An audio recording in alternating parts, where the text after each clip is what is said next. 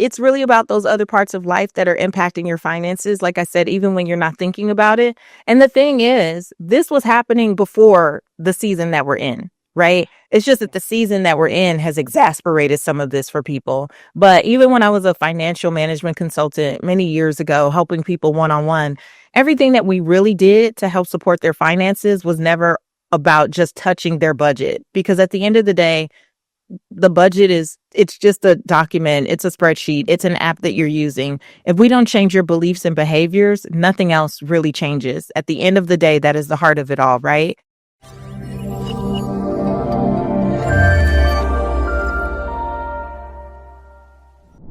Hello and welcome back to the Dana Grant Show, where we are focused on heart-centered conversations. But today I have someone in the house, Patrice Washington, who redefines wealth. And I'm going to tell you, there's a story behind the story behind the story. I have a feeling that we're going to dive in deep today, and she's going to tell us not only what to do, but how she did it and why she does it. So welcome, Patrice, to the show. I love your energy. I've loved it since the day I met you. Thank you, Dana. I'm so excited to be here. Yeah. So let's start there. I keep circulating around redefining wealth. Mm-hmm. Mm-hmm. What made you focus on that? I know you have like 20 million downloads. I know that the listeners that are listening or viewing us on YouTube right now, what can you say to people about where they're at right now? Maybe they don't even have a relationship with wealth yet.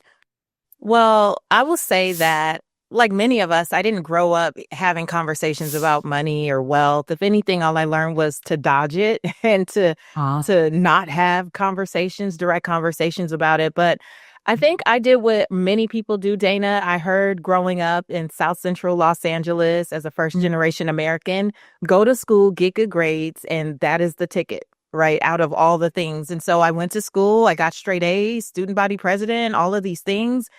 Yeah. And made it to college, graduated with honors, started a business during my senior year. And by 25, it actually became a 7-figure business. And what business was that? I owned a real estate and mortgage brokerage in Manhattan Beach, California. So I started in real estate. I was licensed at 19 and got my broker's license at 21 while I was a senior at USC. And I was making phenomenal money. And I thought, oh, well, this is what was missing my whole life. All you needed to do was make money. And now your whole life should be a cakewalk. Yeah. Until 2007, I find myself in the hospital on bed rest because I took a fall down the stairs at 20 weeks pregnant. And that fall sent me into preterm labor. So when I got to Cedars-Sinai's emergency room, they said, ma'am, I'm sorry, this baby is coming any minute now. And I did the only thing I knew to do at the time, which was pray and call other people and ask them to pray. Right. And what was supposed to be any minute now turned into me being in the hospital on bed rest for 10 weeks. My daughter came prematurely. She came at 30 weeks, but she was healthy, 3 pounds and a few ounces. And I left healthy. And she was healthy. But while I was in the hospital, Dana, I was watching the news every day. And the banks were closing down one by one. It was the start of the recession. And I had 16 loan officers and real estate agents who worked in my brokerage at that time. They're calling me every day, freaking out. What are we going to do? Deals are falling apart. People are threatening to sue. What's happening? And here I am on bed rest. I can't even go to the bathroom without my nurse's assistance. And so my doctor came in, Dr. Lee, one day, and she said, the belt around your waist is monitoring the baby. And all I can tell you is, I don't know what you're stressing about, but if you don't stop, you're going to leave here 2 years in a row with no baby. Because the year before I gave birth to my son, also prematurely, and he passed after 5 hours in my arms.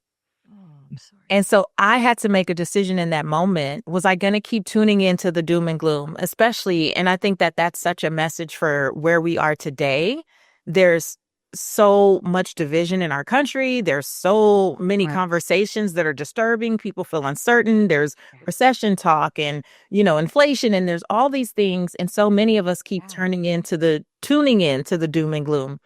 And I did what felt like the best choice I could make. I asked them to take the TV off the wall.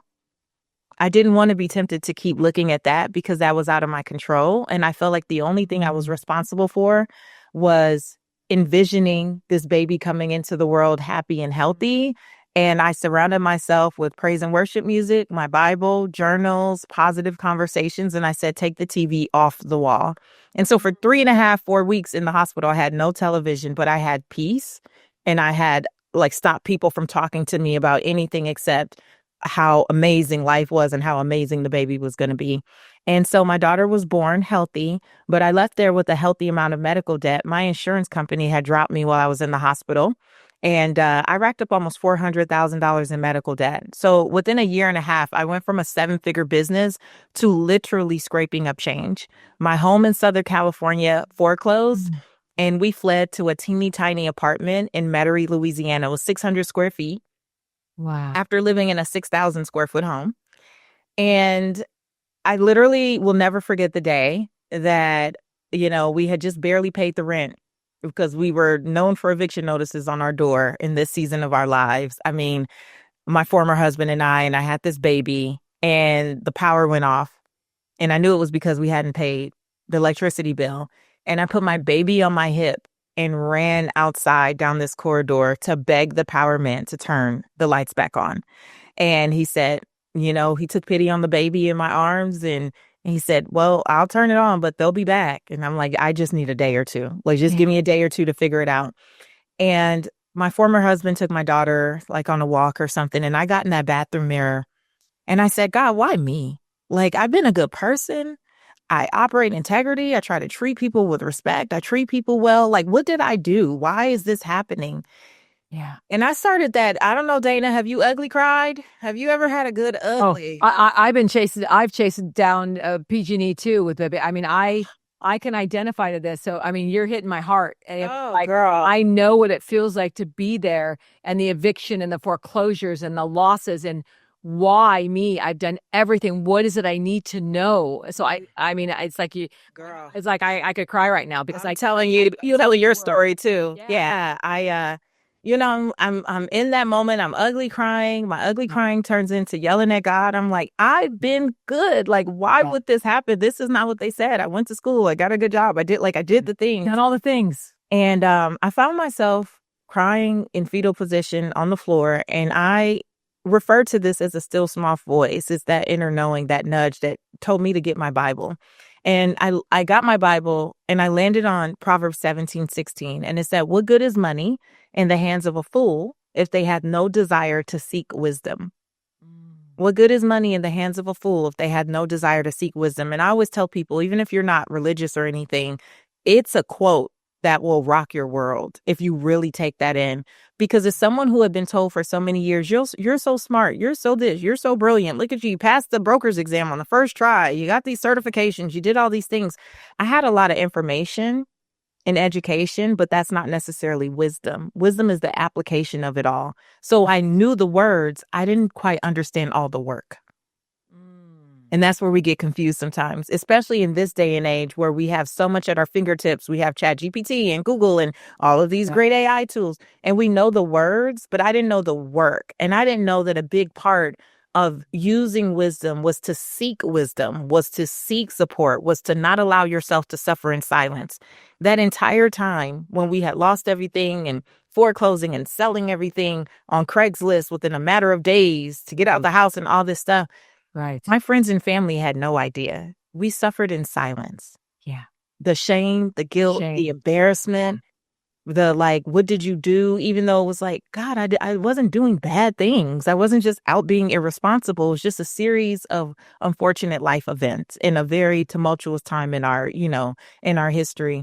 And that got me to digging. I was like, well, am I smart? I was like, what is the definition of wisdom? Where I learned that it's the application of the information. And then I go, well, what's the real definition of wealth? That was the first time I saw wealth is not just money and material possessions as we've been taught. The original 12th century definition of wealth is the condition of well-being and happiness. And I was like, that's interesting. I was like, I wonder if what I should really be focused on is just trying to be well. Like mentally, I'm not well. I'm not sleeping. I'm stressed. I'm worried all the time. I'm anxious. I've become someone I don't recognize. I'm like, what if I just started with trying to be well, like mentally. It was the first time I started meditation. It was the first time I started like really honoring, like, again, going on walks, like going to push my baby around along the riverfront there in like Metairie, Louisiana. I didn't have money for a fancy gym. I didn't have, it was like, what do I have? What can I do with the things that I have to help myself be well? And that was the start of my life changing. Literally within days, I started a blog. It's still up to this day, super ugly, super scrappy, but I leave it up for two reasons. One, I think it's important for my clients and my community to know that you have to start somewhere. Don't get caught up in all, oh, she's on this show and this thing. And whoever we are today all had to have a start somewhere. Yeah. And two, girl, I can't find the email address. I can't find the password. It was going to be up until the internet no longer exists, right? But that thought, I love that free blogspot.com, and I had just learned of the term blog because I owned a brick and mortar business. I didn't know anything about online stuff. That blog turned into me writing for other blogs. And eventually I started writing for magazines. And then that turned into doing radio shows. And then I was picked up as America's Money Maven and then the Money Maven of the Steve Harvey Show, where I answered people's questions for 4 years every week. And then television and 5 books later and the podcast. But all of it came from one of the most humbling, humiliating, embarrassing moments of my life, which was having to chase that power man down with my baby on my hip. It was the moment that brought me to my knees and made me say, God, I brought myself as far as I could take myself, and whatever happens next, I surrender. I'm not giving up, but I'm letting go of the control that I thought I had or I thought I could do. Right. And it was the genesis from my heart to want to help people see that wealth is not just money and material possessions. While I believe in having, strong finances and all that stuff, what good is it if the other parts of your life are in a shambles? It should all come together and it should all work together towards a sound, ignited, aligned vision. And so that's where the 6 Pillars of Wealth was born. And in 2017, I launched the podcast and the community. And now we have the Institute for Redefining Wealth, and all those things came out of that moment. And that I'll never forget the day. It was March 9th, 2009. Wow. March 9th. I love that. March 9th, 2009. A lot of nines there. I just put in the other day, someone challenged me. I have a book coming out and I had some biblical quotes and some 16th century quotes and they mentioned, the spirituality aspect of it. And I said, everything, if you put it into ChatGPT, all the spirituality and God, all of that is biblical. All of it is in the Bible. It's all connected. It's all connected. You can mix all the words up and put anything you want out there, but it's all connected. And it all comes from that source of truth of there's something larger than us that we have to stay connected to. We're not here doing it alone. Even in those moments where we're like chasing down the electric guy and saying, help me, you weren't alone then either. I believe there's a bigger source that created this story. And I do believe that it's all designed to build what you're building and, and do what you've done. Dana, can I tell you? Yeah. Last year I was filming season 2 of a show that I'm on PBS. It's called Opportunity Knocks. And when they assigned my family and the, driver was taking me to go meet my family, it's basically an intervention show. I go knock on people's doors and, help them with their finances, all these things. It was blocks away from where I had chased that power man down. I could just cry saying it. It was blocks away. It wasn't until I had spoken in New Orleans at Essence Festival and all these big events, but I had never gone to that area. And it wasn't until literally the driver was driving me there because I didn't recognize the city or the address, right? It's a different city, but adjacent, like very close. And I was like, oh my gosh, that's the Target that I used to walk to. Like, that's the thing. And after I filmed that day, I had them like go help me find it because I couldn't quite remember. It's been so many years. And so I had a wonderful driver and she said, I told her the story. She's like, girl, I'll get you there. We're going to find it. We're going to find it. And I found the apartment. It had been painted and looked different and all these things. But I went and stood at that corridor and I literally took a picture of the meter where I stood there with my baby on my hip and begged this man to turn it back on. And I thought, wow, what a full circle moment. What a full circle experience. And that none of that was in vain. To be able to come back all these years later and be of support to a young lady who was in a very difficult financial position and bring all of the wisdom and not just because of textbook. Like, yes, I have an MBA in financial psychology and behavioral finance. Like, I have a business Yeah. degree. Wonderful, great. No, Yeah. testimony. The fact Yeah. that I've been there and lived that and is why I have the compassion that I do for people. And yeah, just wow. So when you say there's something greater, I love that the full circle moments that remind you that nothing you've experienced was in vain. It was always for such a time as this. And I believe that sometimes God, the universe, confirms things in reverse for you. You don't quite understand it in that moment, but in reverse, you look back and you're like, wow. Well, isn't that what quantum leap and manifesting is? We start at the end and we look back at where we are now. We don't stay where we are and try to manifest. We go ahead, and that higher version of us looks back and says, this way, this way. It's I called, see you. oh, I I see see you. And you. it's like, Yeah. Yeah. Come this yeah, way. Yeah, I know you don't know the answers. I know you don't know what to do, but just trust me. So yeah. how big does trust play in what it is you do working with people building? And second question, I guess it's twofold. For a woman, oh, there's so many out there. We never know what someone's going through. Um, they may need this story right now. They may find themselves month to month and not being able to understand, and they're hiding because they don't want anyone to know that they don't know how to do it. What would you say to them? Mm.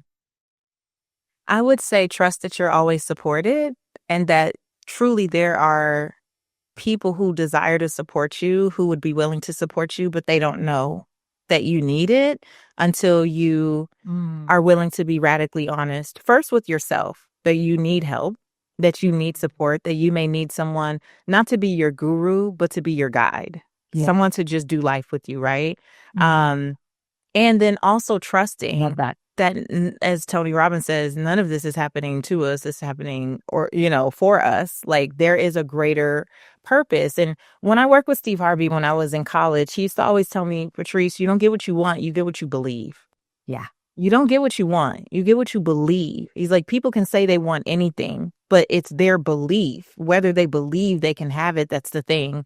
And so when we talk about trust, for me, no matter what I've experienced, and, some years ago now, I experienced a divorce and, different life changes, and life brings all types of things. We're never just, we're never done. As long as we're here, Never one and done. It's we're never one and done. Like new there's always album, going new to devil. Yeah. be new things to conquer. Yeah. But it's been a trust and a belief that a choice to believe. Let me say that it's a choice. We have to choose to believe this is not happening to me. This is happening for me. There's a greater story unfolding.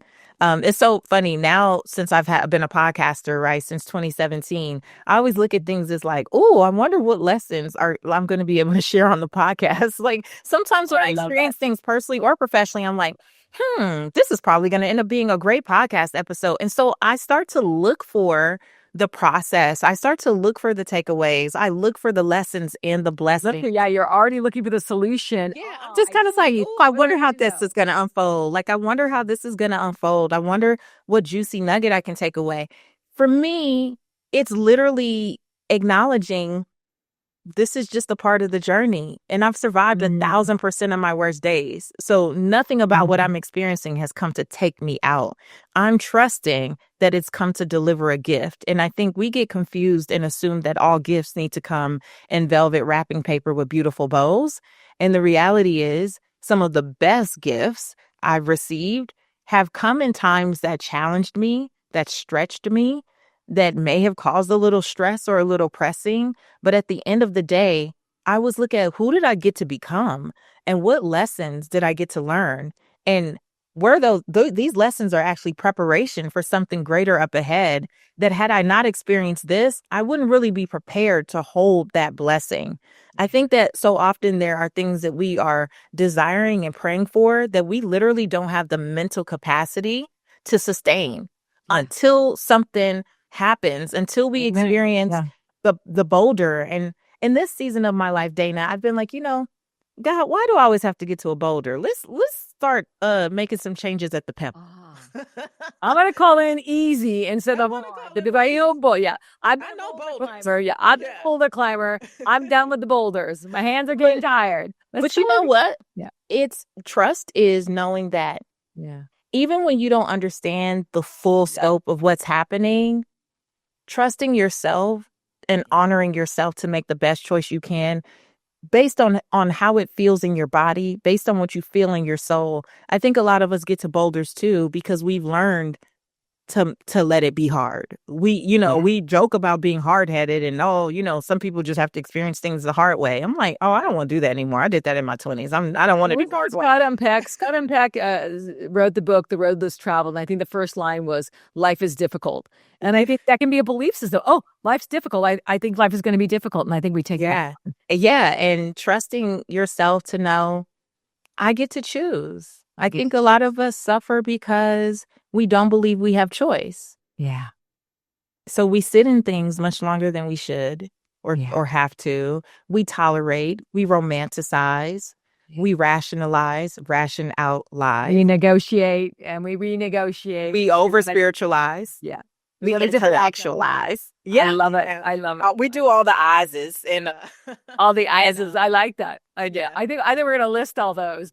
I think people that are listening can really identify with that because they do it every day, all day. And if they didn't, there would be changes in their life and it would already be happening. So what do you think the number one struggle is right now for people with money? Money's, I look at money as an energy and I think it follows authority. Yeah. I think we must be the authority and clear the way and it comes in flow.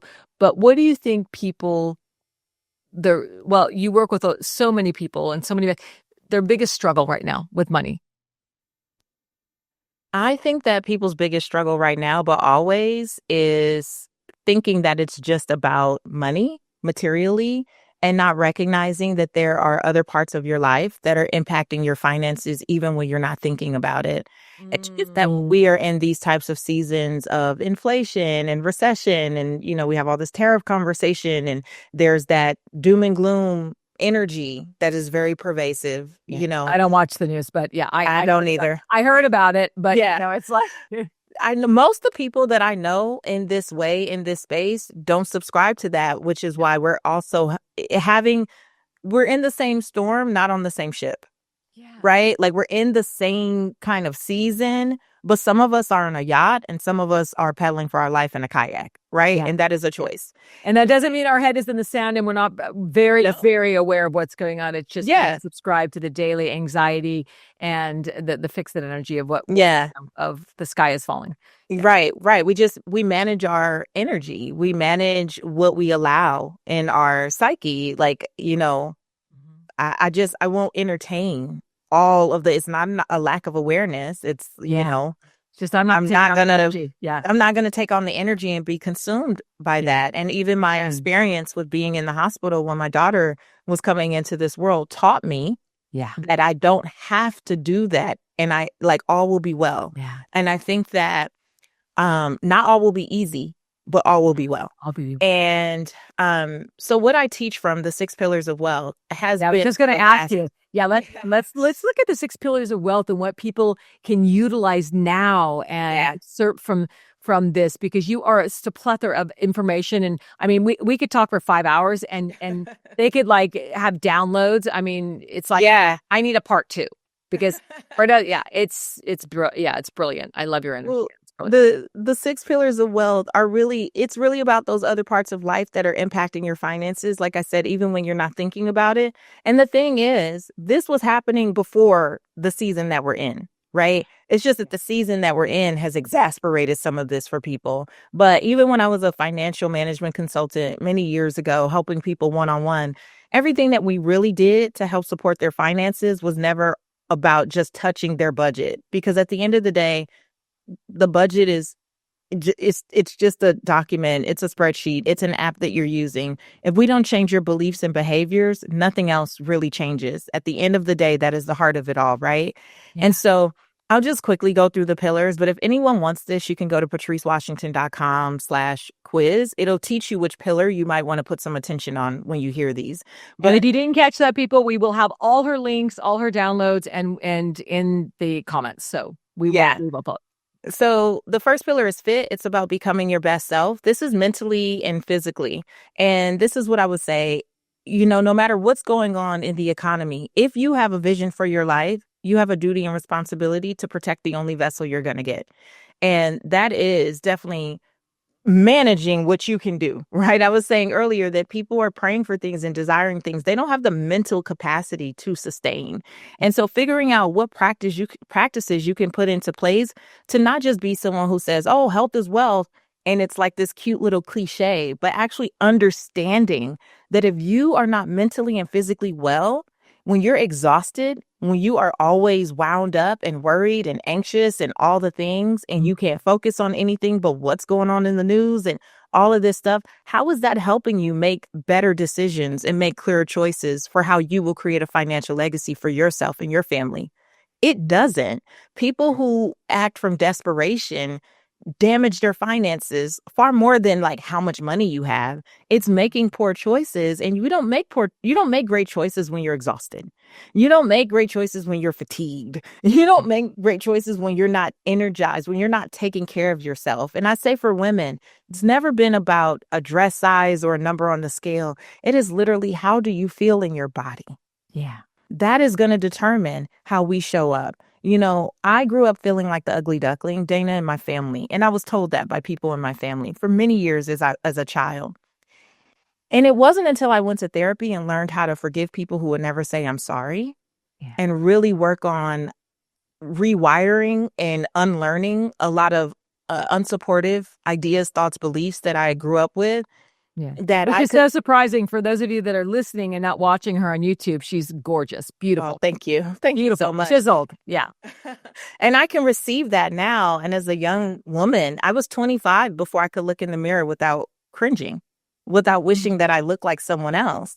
And so this has been 20 years now in the making of really developing this muscle. But I say that to say, when I look at my life today, when I look at the stages that I'm on, national television, my face on 5 books, all of the things that I've done, I could not have stepped into the person or the identity of the woman who would need to do this work and really honor my purpose had I not dealt mentally, first and foremost, with that childhood trauma. And I think a lot of times in these seasons, people just keep thinking, oh, if I just work harder. But if you're I coach women all the time and they say, oh, I have this vision to do this and vision to do that. Well, why are you so, why is it so hard to help you have visibility? Why are you afraid of promoting yourself? Why haven't you publish on the podcast? Why haven't you said, yes, I'll go live on the thing? This is a mental thing. This has nothing to do with tools, resource, support, any of those things, because you know what to do, but you won't do it. Yeah. So that tells us this is one of the first things that we need to get clear on is more so what old story am I living in?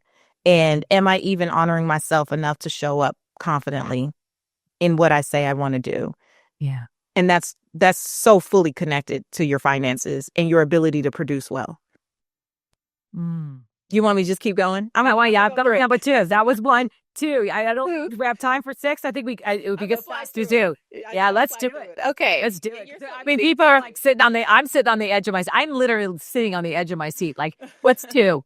Yeah. 2 is the people pillar. It's about creating relationships that matter. My life and my career has fully been built by allowing myself to be supported. And to be able to give voice to my needs, wants, and desires, which is a muscle that has been built. A big takeaway for the people pillar for us is there's always someone watching you who has the power to bless you, but who are they watching you be, right? And even you said we were both at the same event in January. You invited me on your show because you watched me be something that resonated with your spirit, right? You could have also watched me be an asshole and been like, I'll never have her on my show, right? Yeah. I was sitting next to you and I felt your energy. You didn't say a whole lot, but I felt your energy. And it was like I sought you out. I found you. And I'm like, I need to know her. And Yeah. for me, everything is about that. Before I even Same. what you did or built or the books or that was secondary when I got your Yeah. downloads. I'm like, I have to have that woman in my universe. I had no idea our stories were so So aligned. unbelievably like Yeah. aligned, but I should have known, being like, I should have known.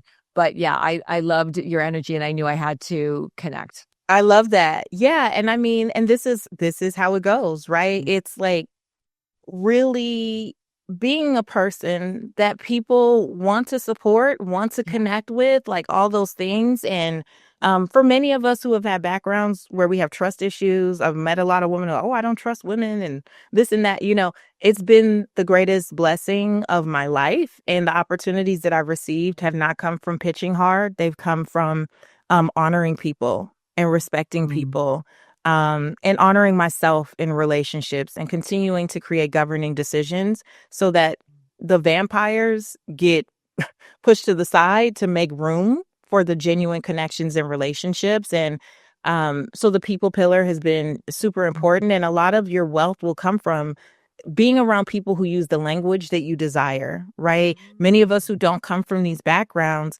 when you want to master a language, you immerse yourself in the culture, you put yourself in the space. And so the people pillar is about, okay, we get where you may come from or what may not work for you, but are you intentional about going to put yourself in the room, in the spaces, in the places? They're going to upgrade your language. And we got to upgrade the language. And so make it second nature, right? And so that's the people pillar. The third pillar is space. It's about setting up your life to support you.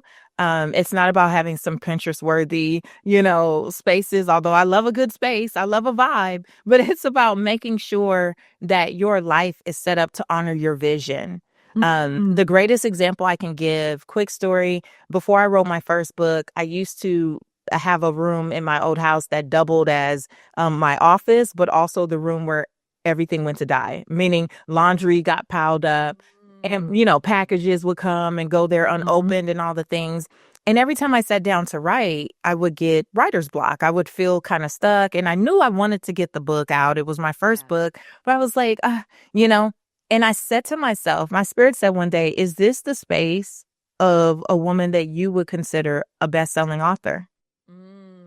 And I looked around and I was like, no, I had to be radically honest. I immediately start cleaning up, start shifting, start protecting the energy of that space. Right. And it like game changer, right? Like game changer, Oh, yeah. because it opened up the creativity. It opened up the space.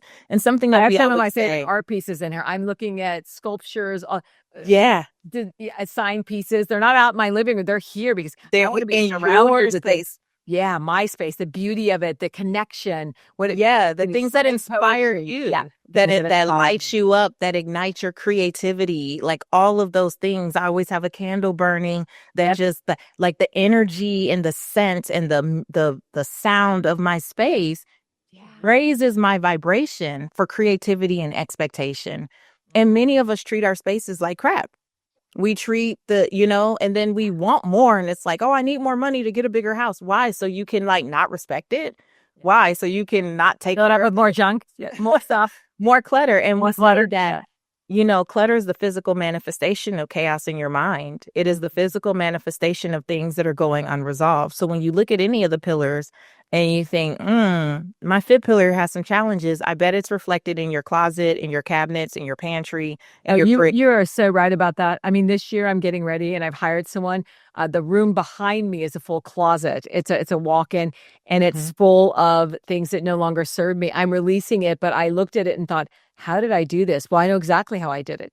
It was a year full of transition, chaos, and I know what I was doing and I recognized it. And now it's time to release it and clear out that. But it was, identifying that and being really radically honest that I overspent and I was a little reckless. But I'm not going back to fix. I identified it, deleted the app. Forward. Yeah. And I'm moving forward and I'm like, really valuable lesson. These clothes will bless women of all sizes. And and I'm not sure what I did, but I did it, and now I'm going to release it. Yeah, I'm not going Yeah, to clutter. so good for you. Yeah, so good for you. And a lot of us do that unconsciously, and then again, like you said, kind of overspent on some stuff. Well, that impacts your finances, even Sure did. though you weren't just thinking about finances. But these are the ways, the sneaky, subtle ways Yeah. that this always comes into play when we think about our finances. So if we don't deal with the root cause, nothing really changes with the money stuff, which is why people will have windfalls or promotions or get a new job or, have a win in their business and then find themselves right back in the same scenario weeks, months, couple years later, right? This is why lottery winners end up Always end up like broke. end up broke 2 years later because you are who you are with $100 is who you are with $1,000,000. If you don't kind of do some root work and change some things, you're gonna And your words were never spoke. And there's so much truth to that. Yeah. Yeah, I should write that out and pin it because I think for a lot of people, they understand, they think if they have more money, and I work with some of the wealthiest women in the world, it doesn't matter how much money they have. It's their mindset and their relationship to that, and scarcity and lack. It just doesn't matter how much money. There's never enough. I'm like, and I recognized that a long time ago. It's how you treat that $10, that $100. I love that you said that. Yeah. Listen to that, people. Listen to that again. Be wise. Listen. How you treat $100 is how you're going to treat $1,000,000. Yes. And so then fourth pillar is faith. It's about believing in something greater. I think our whole early conversation alluded to this, that in order to truly get to the financial material wealth that you desire, life is going to life. Do you have the resilience to weather it? It's, so many people don't know what they believe. And so when a crisis hits, now you're trying to figure out what you believe and navigate the crisis. It's really building the muscle before. So for many folks who say that they do have spiritual practices or religious beliefs or all those things, I don't care what you say you believe in. Do you make time to practice it? Yeah. When you need to call on it, is it second nature? Do you have the go-to practices that support you in difficult seasons? When you're in what I call the bow and arrow season, where maybe you have to take a step back, but you are being positioned, right? So that when you are released, you are an arrow that won't miss. But you have to believe that in that tension, there is preparation happening. If you don't have any grounding practices or principles, as soon as the wind blows, you all over the place. Yeah. I love that analogy. I love it. Bow and arrow. It's like it's the flex, but you're already on course because you've done it enough. You've got the practice in play. Yeah. I always tell people, you got to have your practice and play, your prayer, your meditation, connection. Do it. And do it in repetition. Do it. And not just when times are bad, right? And that's the thing a lot of us do. We use the practices and then we get in a good place and then we're like, oh, I don't have time for that. And then it's not until a boulder comes again that we're like, oh, what was I doing? Journaling? Let me go. It's like, no, have that practice already in place. So that's the faith pillar. The fifth pillar is work. It's about living your life's purpose. And that is really just about finding the things that fulfill you. Dana, I do not like when people say, that to live your life's purpose, you have to be an entrepreneur. I don't think that's true at all. I coach many women who are corporate executives and all these things. They love what they are doing. Sometimes they don't like how they're doing it. Sometimes they're using the right gift in the wrong organization and the wrong ministry.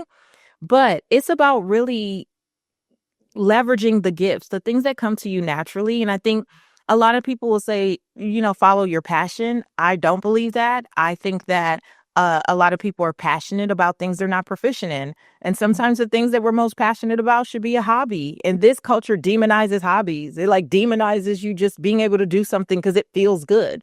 I think that passion is for us. It's the thing that ignites us and excites us. And you can do it, in your sleep and you just love it. And that's wonderful. Purpose is for others. Purpose is how do you take your naturally God-given gifts and express them in a way that you can be a greater blessing to humanity. If the only person who gets blessed by the thing that excites you is you, that is a hobby and therefore probably something you won't be able to monetize. So I like my gardening. In between my clients, I go out and I look at my tomato blossoms in my garden. I love it. I love that. And I cook and I can, but it isn't something. But you're not like, I need a gardening blog. I should be a gardening influencer, right? I love to sing in the shower, Dana. I will sing in the shower to the top of my lungs. But baby, I am no Mariah or Whitney Houston. Not, I get paid to speak on stages, not sing on stages, right? And so they can be passionate about singing and dancing around and, but I'm not a drop it like it's hot girl. I'm a drop it like it's lukewarm. I can only go so far, at this good age. And so I can be passionate, but not proficient. And it's like, I think that we get so many of these terms interchanged and we use them in the same way. But for us at Redefining Wealth, the work pillar is about living your life's purpose. It's really just about how can I express my God-given gifts in a way in the marketplace, whether that's through my job, through, my business or working in someone else's, so that it creates fulfillment. The people that I used to coach one-on-one, the people who would overspend quite a bit, and a lot of them had jobs that they hated. And instead of being radically honest about that, they tried to romanticize the job because they had the corner office and all these things. And they weren't addressing the root, which is you don't like this. So what you keep doing is going to buy things, trying to fill a void. And the void only grows deeper and deeper and deeper the longer you sit here and suffer in silence because you're looking for external validation and the applause of others. Yeah. All it does is keep growing. And a lot of the people that I've coached, especially, high performing, like women and executives, once we could acknowledge that and really start to, we're not saying that you throw the whole career away. We're saying, how do we leverage those gifts in a place that truly honors who you, like how you want to serve and who you want to be in the fullness of your life so that you're not just a job title and not just a boss or a supervisor, all these things, but that you actually get to live a life you love. So that's the work pillar.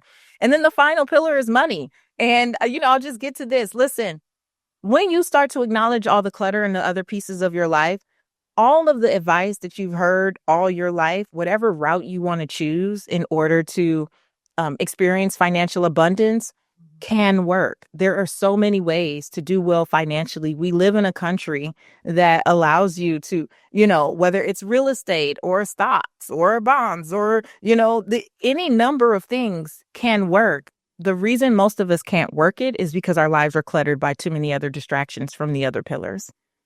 And so that's why the money pillar is last. It's like, let's do the work. And going all the way back to the top of the episode, when I talked about having this revelation, March 9, 2009, and starting over, it was doing exercises in that driveway that I got to revisit last year when I was filming. It was taking my daughter on walks by that riverfront. It was starting a meditation practice. There were so many things fit pillar wise that I started with and just built on and built on. And when I look back, I didn't call them pillars back then. I didn't have that language. But over the years, when people would say, well, what did you do? I would say, well, the truth is, and so now I have like this whole thing. The truth about wealth for me is it's never just been about, oh, let me download a budget and check my credit. It's been, let me look at my life, interrogate my life, take inventory of my life through the lens of these buckets and see, does this really work for me? Does this feel good for me? Does this feel aligned? And if it doesn't, do I have the guts to do something about that? Absolutely. I hear a common thread through everything you said that was about transparency, suffering in silence. So for the women that are listening to this, if you're suffering in silence, where can they find you? We're just going to dive right in. Where can they find you? What do you've got coming up? How can they connect with you? Well, we have our... So they don't have to suffer in silence because I don't have to suffer in silence. No. So we have our annual 3-day event, Redefining Wealth Live, is again this September 12th through 14th in Atlanta. And so I love to go deeper with less people. I've changed it to be a very intimate event. So general admission is all virtual, but we have 44 in honor of my 44th birthday golden tickets for people to join me. You got gold on your nails today. Gold. Yeah. Oh my! There are so many signs today. I was just on a podcast, and the verbiage and language you just used, and I just said golden ticket to him, and he said, "Oh, I love that." And you just said, "Wow." I It's love it. The I love Miss confirmation. Shines. Well, Yeah, I do that's it in her too. information. I'm like, maybe I need to be in that room because she nailed every single thing I just said. And I'm like, Yeah. that's It's going to crazy. be incredible. I'm really Yeah. excited You have more for this. ticket. Oh my goodness. Yeah, we have about, at the time of this recording, we have about 17 left for the in-person experience. It'll be amazing. And then I I have love a like, Atlanta. Redefining Wealth app. Well, you better come on, girl. Come to Atlanta and see me. Yeah, And then we I have am. the I'm leaning in. Redefining. I'm Yeah. leaning in. We have the Redefining Wealth app, which is complimentary. You can download right now on your Android or Apple device. And I go live there every single day. I'm in a 365 consistency challenge. And at the time of this recording, I might be on day like 149 or something like that. I've been live every single day with the heart and intention of pouring into my community and um, helping my women stay focused on what their vision is in this season and having a place for them to go that is not so, full of all the back and forth on Facebook and Instagram and all the noise. Yeah. Just a place to come connect with like-hearted women and a few good men from all over the world. And we have uplifting conversations. We have fun conversations. I just feel like that's a part of my mission in this season is to help women know that purpose is not postponed and your vision is not void. No matter what's going on in the world, there is still something that is waiting to be expressed through you. And it is going to leverage your story. It's going to leverage your heart. Everything that you've experienced was not by happenstance. It's for such a time as this. And I just feel like one of those voices, that just wants to be a consistent reminder to you. And some days, Dana, I am a perfect 10. Like, I am like, And some days, girl, I am in my fuzzy robe and I am in the bed and I'm like, listen, y'all, here's the word for the day. It is just a real place where Love that. all of you is welcome just because I'm not going to ever be in a place in my life again where I don't embrace all of me. I love that. Patrice, you are, I was going to say golden, but I'm going to say magical. I can feel your energy field. It's swirling with, I always say, raise your vibration, raise your language. Yeah. It just is, it'd be raised today. I'm going to have a magnificent rest of my day just by leaning into your energy and just soaking it up, your sunshine, your pure people. Go follow Patrice. Go get her quiz. Get her free. You do not have to spend money if you don't want. There's all things available. All types of resources. And I'm going to be getting one of those golden tickets. So there's going to be like 18 already gone. But yeah, get in the room. I always say, get in the room. Get in the room with people that know more about what it is you don't know. And, and I think that's so important to put yourself in where we can learn and expand. And I think there's so much, you said it. It's just, we tend to shame ourselves and we don't want, especially women, I find women don't want other women to know they don't know, regardless of where they're at. Their image is more important to protect. I'm like, tear it down, burn it down, do the work, step into that room and build. Because that's the process of alignment. Alignment requires deconstruction. Yeah. And when we say tear it down, it's not that you'll be destroying your life, but you will be examining and removing the parts that no longer serve you. And that's the work that we do at the live event. Yeah. Patrice, you are a solid gold. And if this speaks to you, reach out to her, follow her on Instagram. Where's your hub? Where do you love to hang out?